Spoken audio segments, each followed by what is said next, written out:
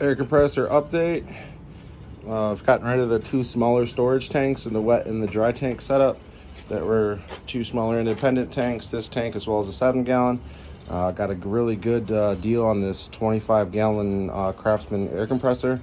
In the previous video you saw me yank the engine, the motor off of it with the piston and everything. It was an oilless unit. Took that off and we just use this as pretty much a storage tank for air. So currently we have a 3-stage filtration system. I've upgraded the filter from a 1/4 to a 3/8 inlet and outlet filter. These are about $30 from Harbor Freight. I got this as my first main filter, and it's taken mostly all the water out of the system, and then I have two secondary filters just to see if water is getting through. These are pulling the rest of the water out. They use centrifugal force to spin the water and the oil. And this has a white filter in it. I don't know what it's made out of. It's not ceramic, and then these ones are brass. They're not ceramic. These are brass, and the one in here is more like a fuel filter for a chainsaw. It's white and it's porous. So yeah, that's the new setup, and then we have it going directly to just a 3-foot hose. If you guys don't already know, water has a really hard time going uphill in piping and in general. So this loop more or less is like a drip loop, so water won't be able to kind of get up this to get inside of this tank. This is kind of a custom setup, so everything gets trapped by this one, if not this one, and this is the last stage of filtration before it goes to the other tank. And then we just have the just a gauge, show you what the tank pressure is in this tank. I don't run a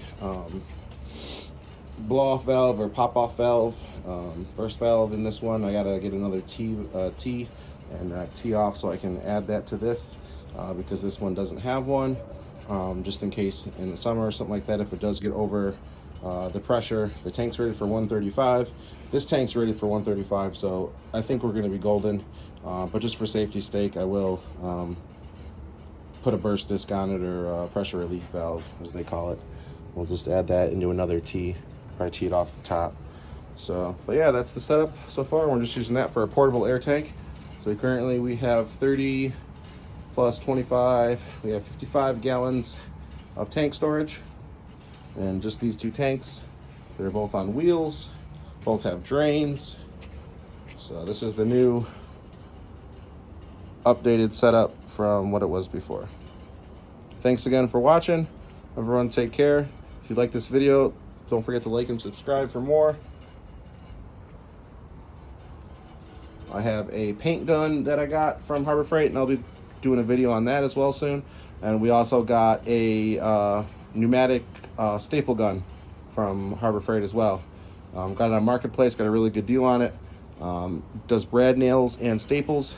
Really excited to see how that works. I've already used it a couple times with this setup, and this is pretty much overkill for something that small. This is a very nice setup for what it is. So thanks again.